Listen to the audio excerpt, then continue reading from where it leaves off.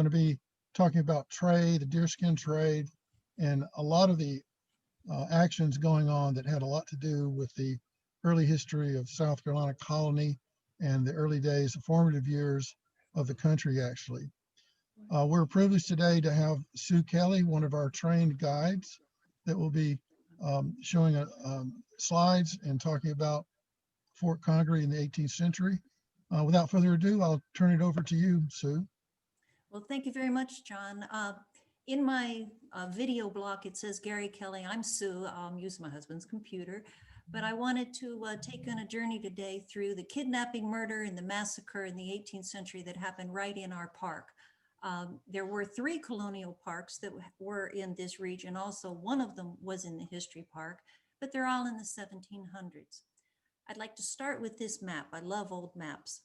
This was a map called Carolina, and it's from the early 1700s, done by a gentleman, Herman Mall, who was sitting in a studio in London, drawing our world.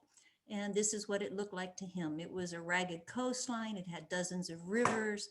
This shows some tribes, some settlements, but right in the middle of it, and this is another reason I included it, was that there is a red dot, and that dot is on the Congaree River and labeled with the Congaree Indians. We're on the map. Let's move back a little bit to 1700. This is what an old growth forest looks like, and this is what we had. This is not what the park looks like today. Today, the park has a lot of undergrowth, but this is an old growth forest like Francis Beadler is today, like the Ellicott Rock Forest in South Carolina is today. And what this means is the forest was natural. The canopy was very, very high. There was no undergrowth. And in 1700, an explorer named John Lawson traveled through here. He wrote that you could gallop a horse through these woods and never touch a limb. Up in the tree branches would be the birds that you see in the flock in the corner. Those are Carolina parakeets. We don't have them anymore, but this beautiful green bird at this time was pretty much a nuisance. It could wipe out an entire crop. Farmers would kill as many as they could. And later in time, ladies would take their beautiful green feathers and wear them in hats. The land was affected by flooding, just as it is today. And although the creeks and rivers have wandered a little bit, the fall line was a factor in the settlement here. The Indians. In 1700, there were approximately 28 tribes, numbering anywhere from 30 to 40,000 people. These tribes traveled extensively. They traded among themselves. And as you would wander through this area, interspersed among the trees would be clearings called Indian Old Fields. In the Indian Old Fields, these are areas that would have been cleared by the Indians. They understood that if you cleared an area, that clearing would attract animals and the new growth would come, and it would be a good place in the meantime to grow crops. Right here in our park would have been the Congaree Indians, described as a small tribe, including about 100 males. They were peaceful, they were agricultural, and as John Lawson said, they were handsome. They kept cranes as pets, and they had been nudged into this area by the Wateree Indians, who were described as tall. And 18 years later, the 28 tribes that I'm talking about would be down to 2. But let's talk about the Congaree Indians for just a minute. Why did I take you to Missouri? Well, this is Cahokia. Cahokia is the largest of the Mississippian mounds. To understand them, you go right across the river from St. Louis. In 800 to 1200 years ago, Indian mound builders built over 80 mounds for a lot of reasons, for burial reasons, ceremonial reasons, and as a platform for their chiefs. The town grew over to 40,000 people, and at the time, Cahokia was the largest city in America until Philadelphia passed it in 1730. But like any big town, it had its problems. It had sanitation problems, food was an issue, and many Indians who lived here moved away to form new villages. Our Congarees are believed to have come from those Indians that were out in this region. They decided that because of the pottery identification. The designs were carved on a paddle. The pottery was tapped, and those are identical to what has been found on our grounds. And then we have the colonists. The Carolina colony was basically British, governed by the proprietors and a colonial governor. Most of us were British. There were some German, some French Huguenots. The town population was about 3,500.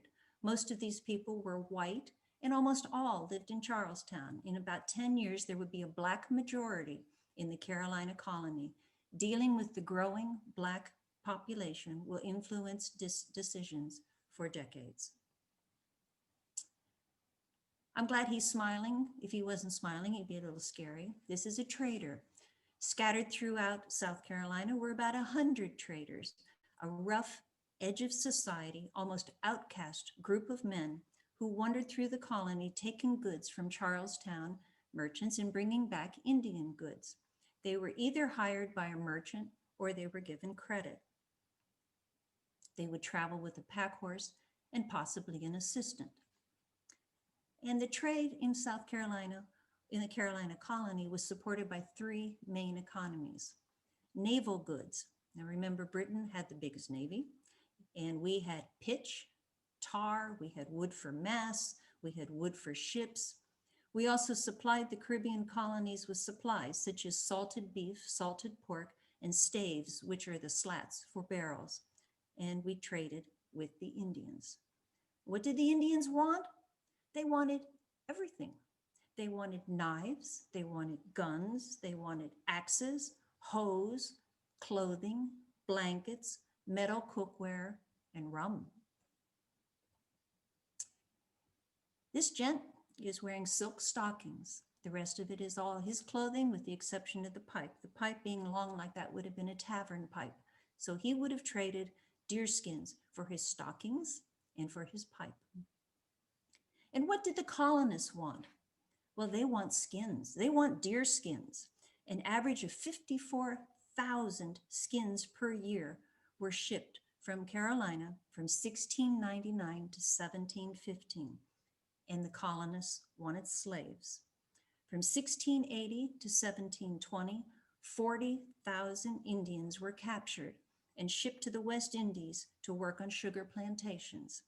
It was difficult to keep Indians here as slaves because Indians knew the land and they would get away and they would find their way back to their tribe. Many of you might recognize this. This is the Cherokee Path. And when you're in our park, it goes right through the middle of it. The old Cherokee Trail goes from Charlestown to Lake Keowee. Then it goes up through Cherokee country, and it was originally an animal path. People follow animals.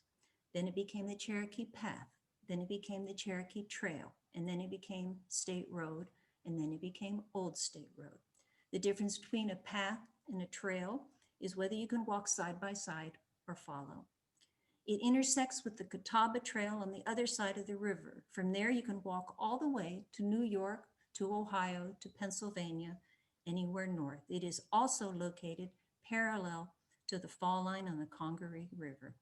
When conditions are appropriate, Indians could wade across the river here. This road has a deep colonial history, as not only to our Fort Congaree located on it, but also is Fort 96, Fort Dorchester, Fort Prince George, which is now under Lake Keowee. But by 1911, relationships between the colonists and the Indians was going really sour. It got so bad that the Carolina colony split into North and South Carolina to let each region deal with its problems. Down near Beaufort County in Yamasee Territory, Indian land is taken for rice production. The traders in that area are cheating the Indians with quantities of rum and lengths of cloth. The Indians even got measuring devices from Governor Gibbs and could prove that they were being cheated. They would buy a yard of fabric and it would be 30 inches. And they would buy a gallon of rum and it would be minus a mouthful. But credit, which was called trust then, was issued to the Indians. Unpaid debts resulted in being tarred, beaten, and enslaved. In 1711, the Yamasee had a debt of 100,000 deerskins. Our relationship was shattered. Casey Museum.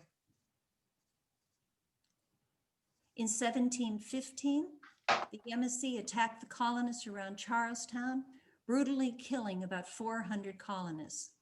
Many colonists flee the country. Some flee to ships in the harbor.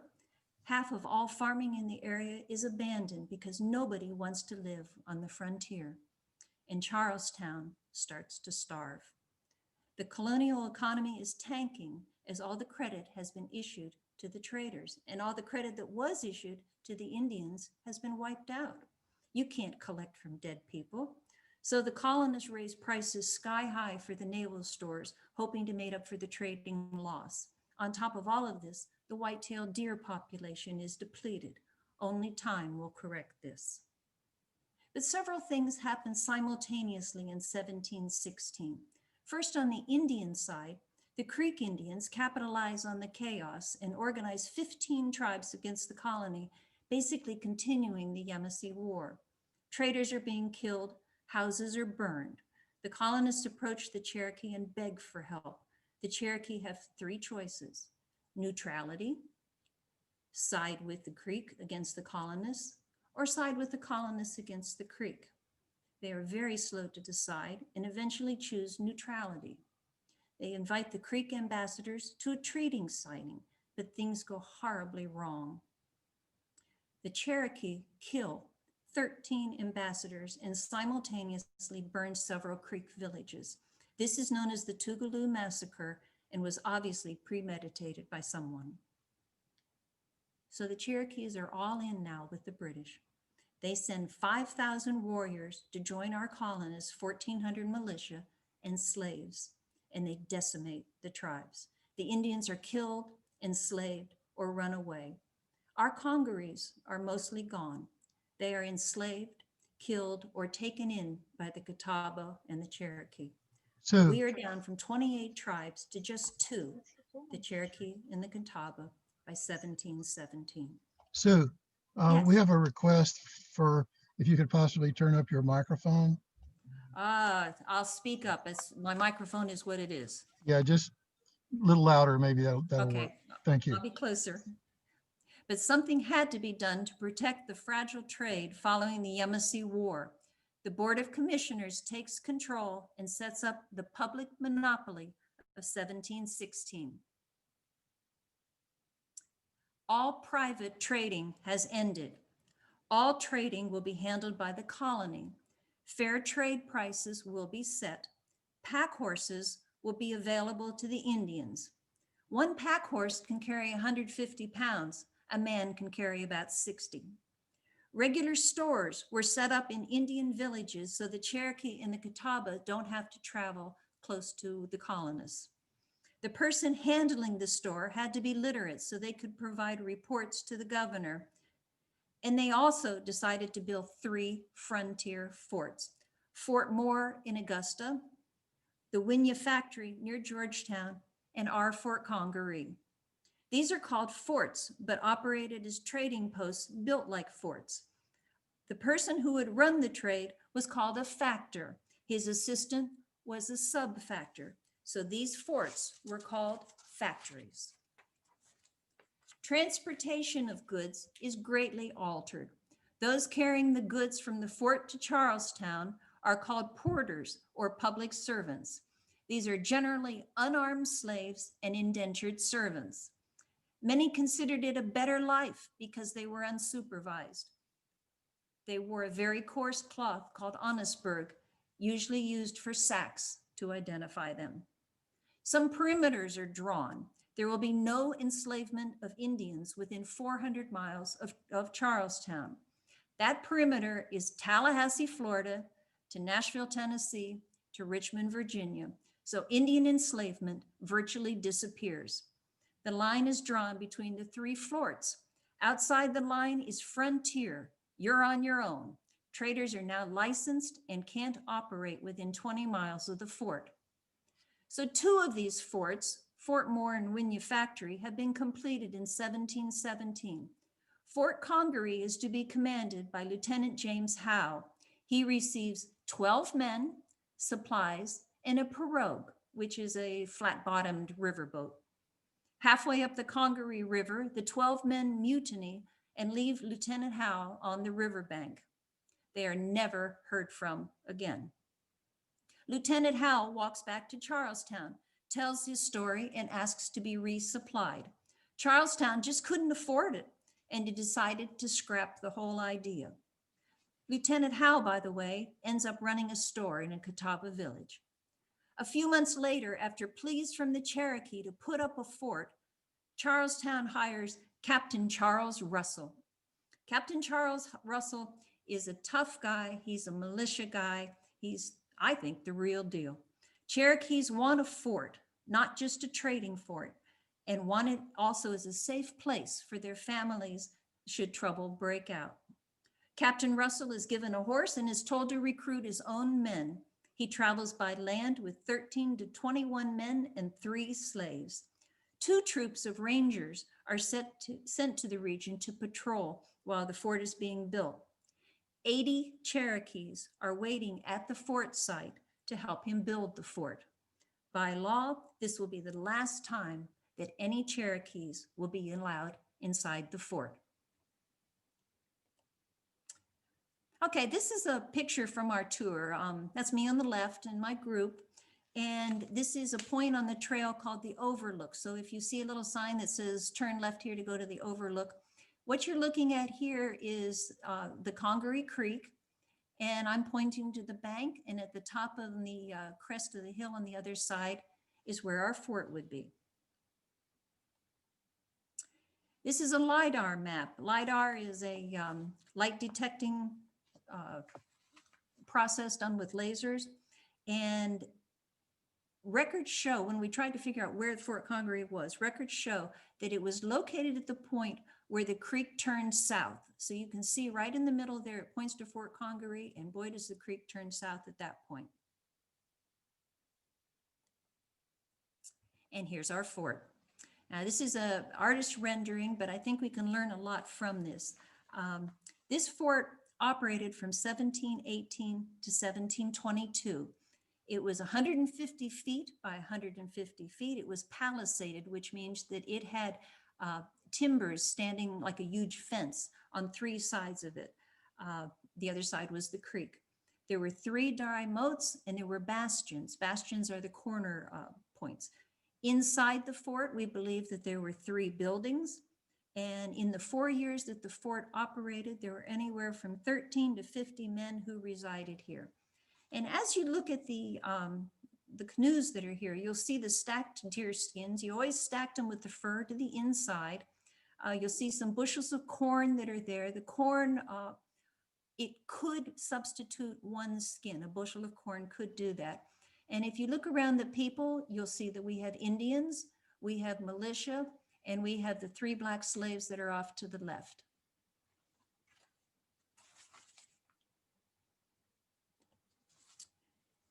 And we promised that there would be fair trade.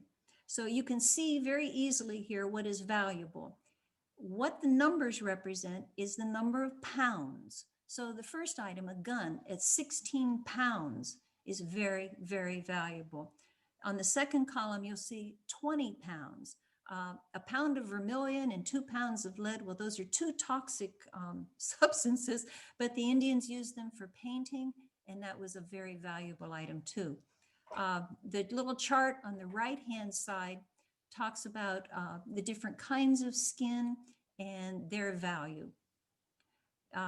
In the chart itself, it talks about half thick. Half thick would be the weight of a blanket. On the top of the right, it talks about a ditto. A ditto is a 3-piece suit. So going back to our gentleman in the beginning of the presentation that had the laced silk leggings on, he would have given up a couple of deer skins to be able to dress that well.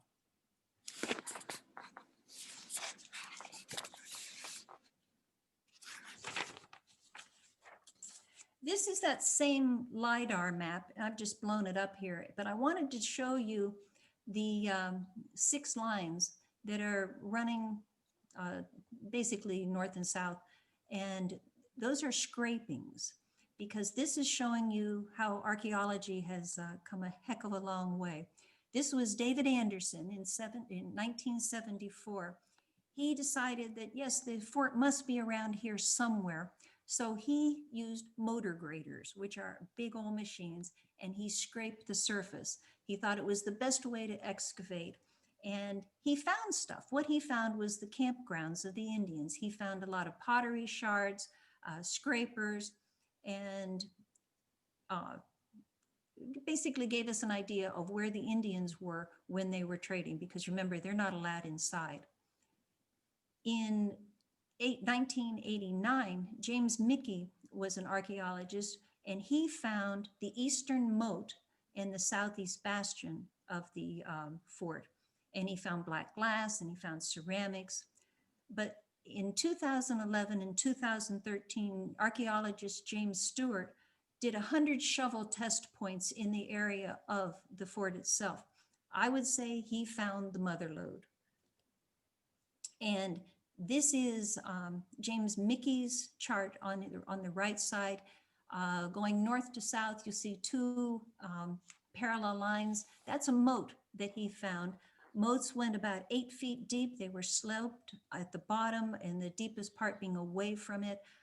It was not lined, it was not filled with water, but it did tend to collect things over time. As you know, our region floods, and items were found within that moat. The top left corner, I'll show you a larger picture in a moment. That is the moat in the bottom left corner. Those are not blocks. That is just how they had dug it out. And this is the storeroom.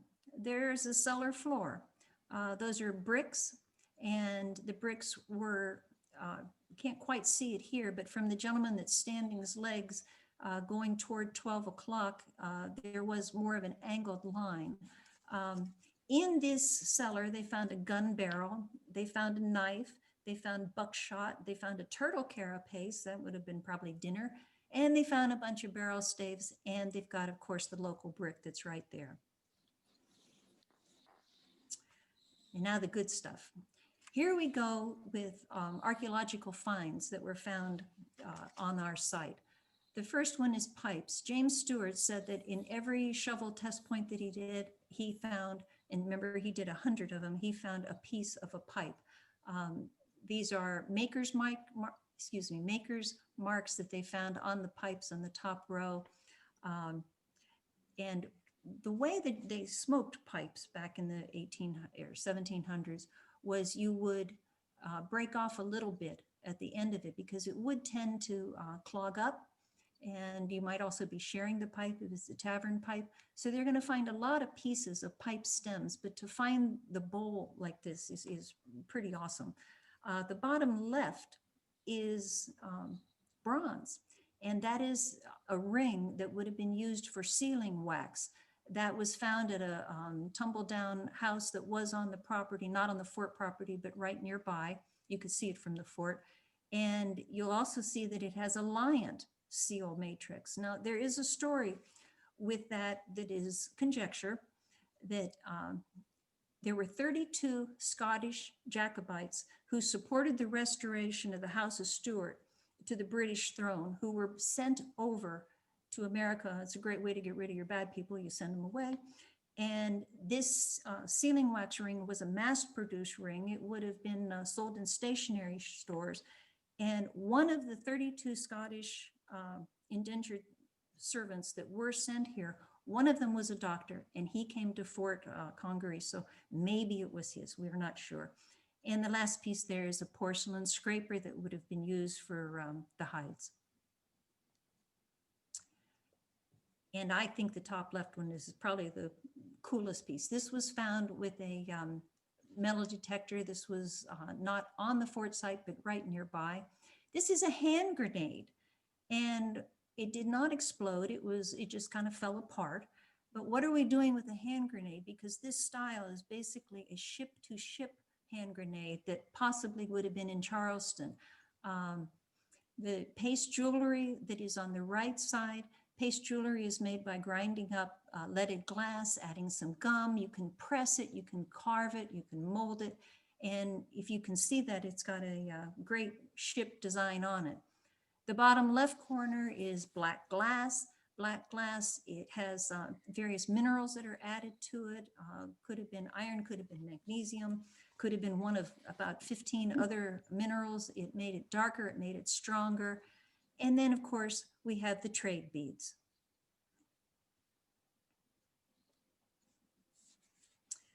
So back to our fort.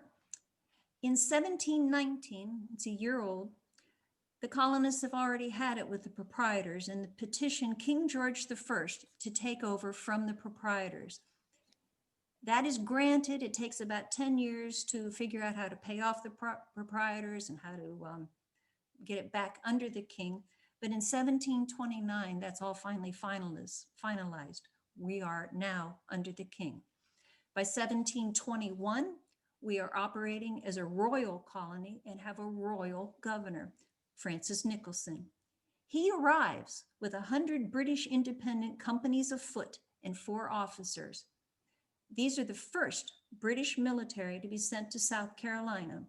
Britain has colonies all over the world that are protected by the independent companies. But Britain didn't just have available men sitting around waiting to go to America. So ours was made up of old, retired, and deserted soldiers who were actually taken from the old soldiers' home in England. They didn't even know where they were going when they got on the boat. Many of them were very sick. When they got to Charlestown, those British Company of Foot soldiers were sent to Fort Moore and to Fort Congaree to recuperate, replacing the militia that was there. The militia is gone. Later that same year, in August 1721, orders were received to close down the fort. The public monopoly of 1716's ending private trading has ended, returning South Carolina to licensed private traders once again. The fort is demolished. It could have been from local people taking the timber. It could have just been from time. But the 3 slaves are sent to Fort Moore. The British Independent Company was sent to build a fort on the Altamaha River near Brunswick, Georgia, to protect against the Spanish. Some trading continued in the area, but the fort is gone. And that ends Fort Congaree 1.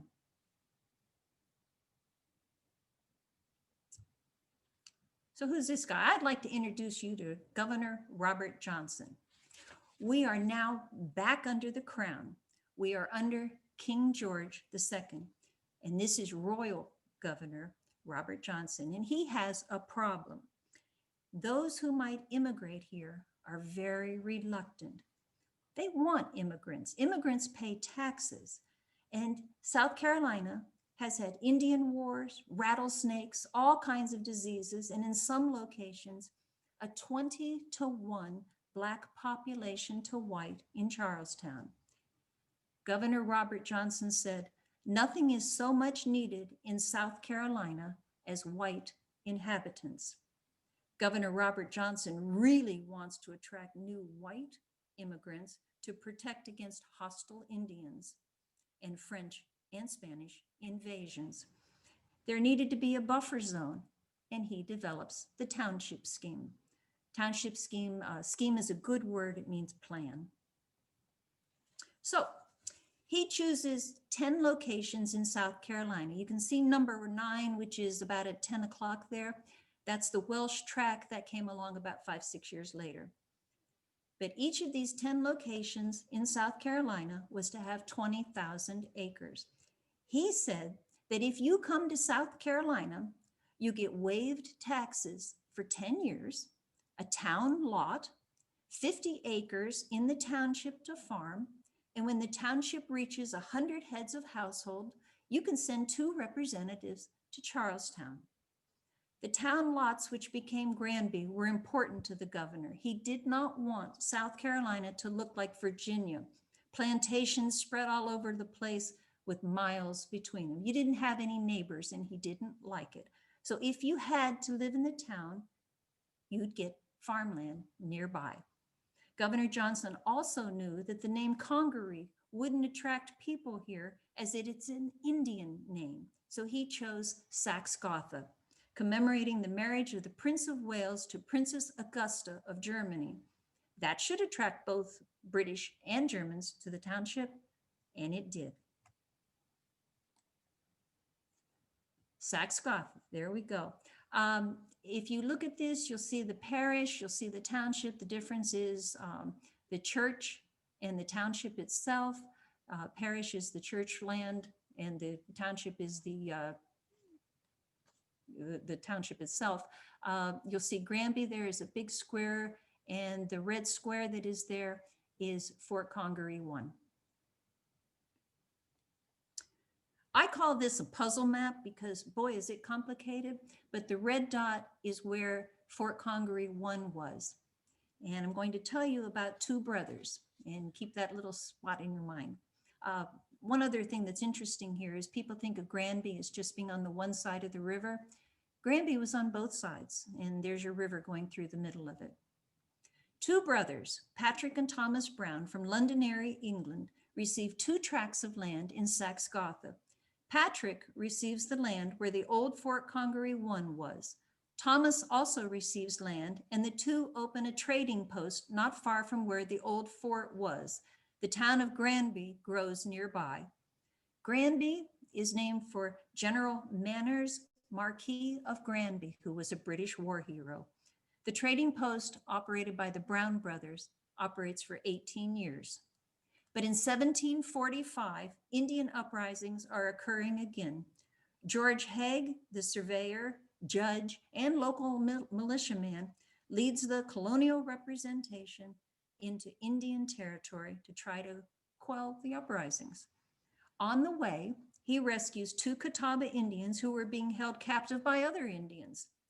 But Indians have a history of revenge, and they have a long memory. And 2 years later, these Indians find George Haig, break into his tent, kidnap him and Thomas Brown's son, William, and another man, an indentured servant, is there and released so he can alert authorities and get a ransom. Haig and his son are taken to Ohio. Along the way, Haig is killed after protesting that they're going to kill him anyway. And you can hear him say, I know you're going to kill me. You might as well kill me now. And after a while, they get tired of hearing it and just take care of him.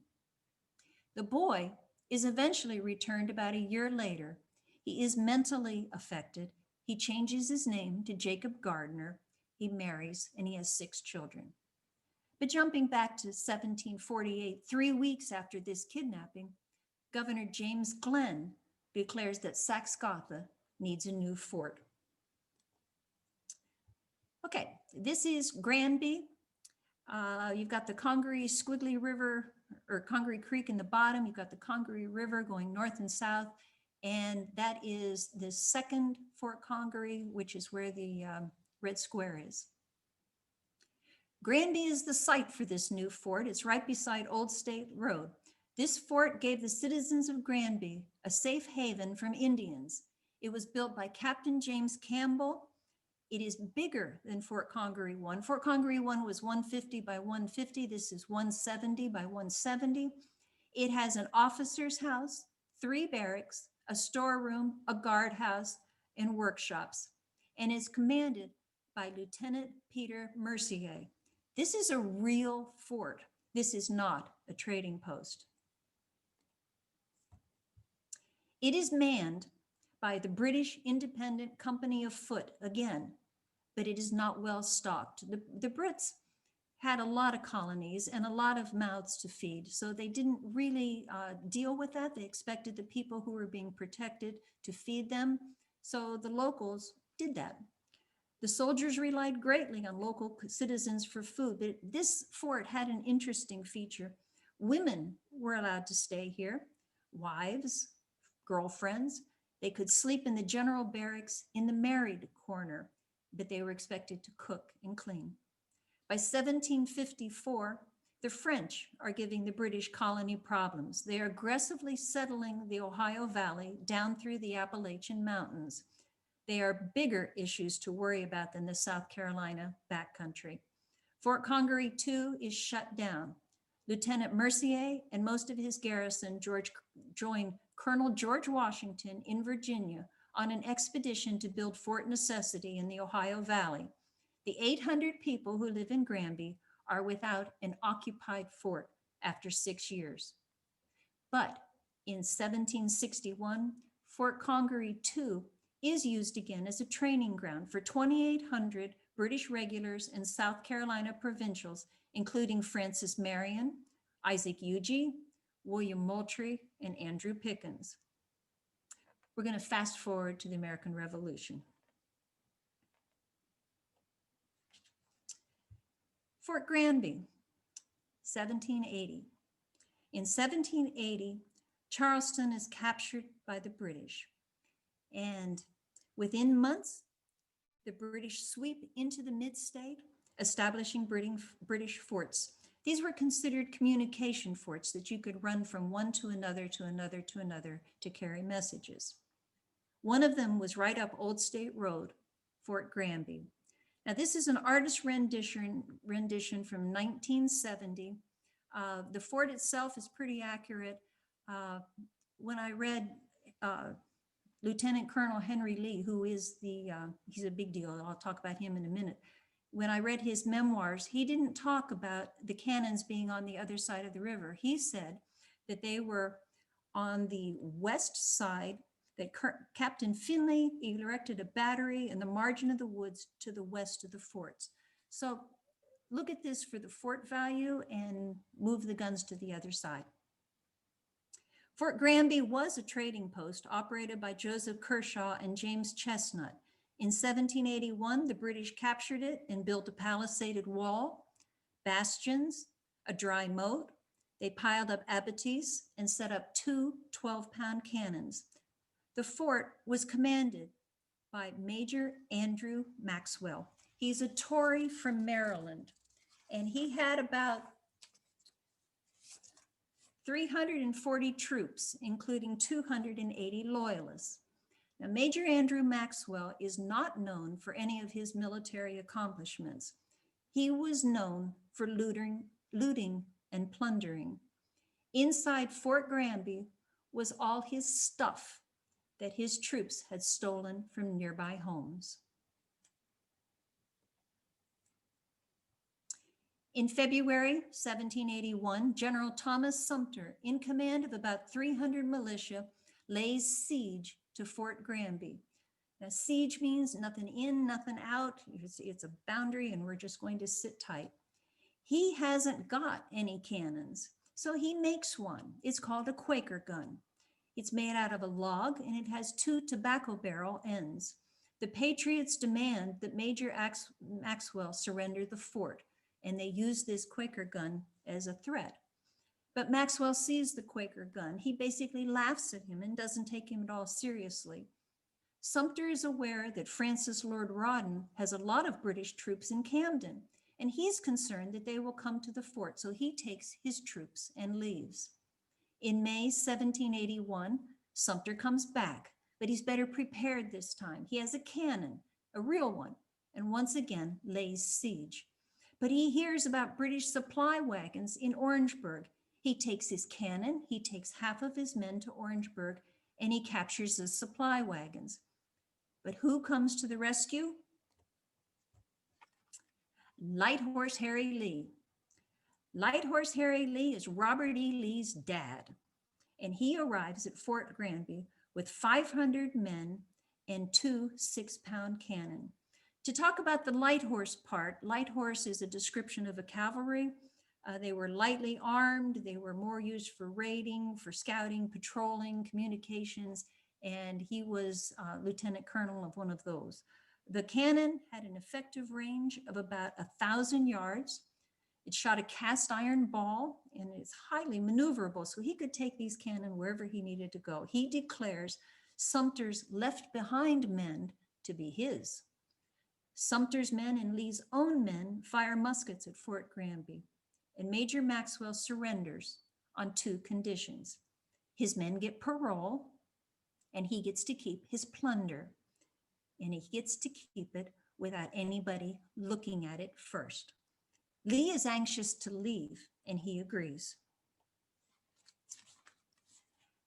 This is Maxwell's exit. I like this slide because about where these 2 gentlemen are standing in the foreground here, those are Lee's men. They wore short green coats. You can basically stand on the trail, look back at the bridge, and see the bridge where this wagon train would have been. Sumter is completely beside himself. Fort Granby is no more, but Lee gets all the credit. Plus, Lee took his men. So he writes to General Greene and he quits. They go back and forth, eventually with Sumter staying. Fort Granby is eventually restored as a trading post. Eventually it becomes the home of James Casey. It is now physically at the bottom of the quarry, but it has been reconstructed nearby and houses the Casey Museum. In 1785, the Saxe-Gotha district becomes Lexington County in honor of the Revolutionary War battle. In 1786, Columbia becomes the state capital. And in 1820, Lexington County Courthouse is moved to Lexington. Granby declines. And thank you very much. Are there any questions?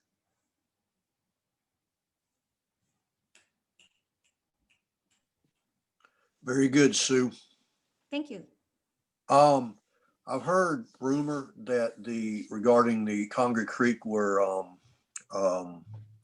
Congaree #1 was at, that creek has, I guess it should be obvious considering how old it is, but it was wider at one time and much deeper, and that the Congaree has actually changed course over the years, which again is a pretty natural occurrence, and that the river was actually a lot closer to Fort Congaree at one time, thus with the Congaree Creek being deeper and wider and the river closer, it made transportation a lot easier.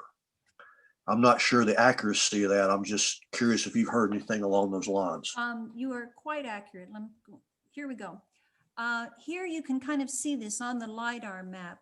You can see Fort Congaree, and right where the arrow's pointing, it's like a little dark triangle. Right. I spent some time with James Stewart on this site, and he talked about that as being a watery area, that the canoes would have actually pulled up on that side and they would have walked up the bank toward the fort from that area. You can also see pretty sizable depressions and going up toward the north from the fort. Whether Right. those were water at that time, I don't know, but yes, the river has wandered, the creek has wandered, and hopefully someday we'll know. I'm wondering if that channel that you see on the LiDAR that goes kind of north-south, Right. if that be a dry creek bed, because I have, the area where you're talking about where the Indians would pull up and put their canoes, that's bumping up next to where the sewage treatment plant is now. And if you walk that access road from the boat ramp going behind the sewage treatment plant after wet and messy weather, where that trench-like area is still sometimes holds water. So my guess is it might be an old creek bed, or perhaps even part of the old river course, maybe, but if y'all ever get back down there sometimes after a good rain, you'll notice that. I'm going to have to do that. I have not been up in that area. So that's interesting. I had forgotten about this map a lot of things we still don't know yet about what was actually there at one time. It's awesome. Any other questions? Unmute your microphones and ask questions if you have some.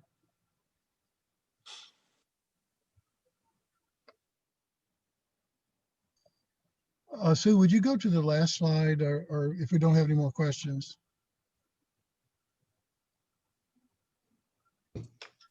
One quick question. You have a gift shop at the museum in Casey? We currently We have a small gift shop. Well, the Casey Museum has a gift shop. Are you talking about the Casey Museum or at the 12,000 Year History Park? Well, I don't think there's one at the 12,000 year park, right? No, we are hoping to get support to have a visitor center and something like that might develop there. But presently, the Casey Museum has a really great facility there, and they have a gift shop. And do they have books available about the history?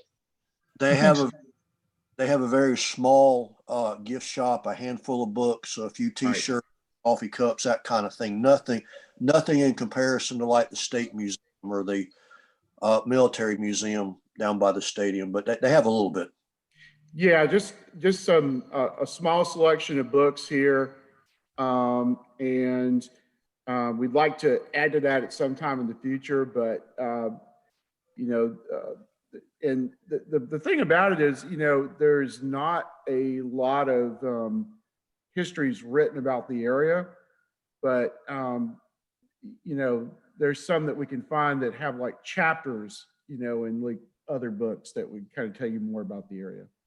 Seems like Sue wrote the book.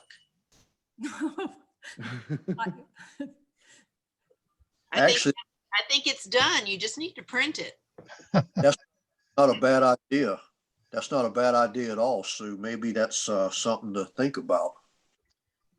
Well, You- our guides have done a lot of research, and I would certainly encourage that also.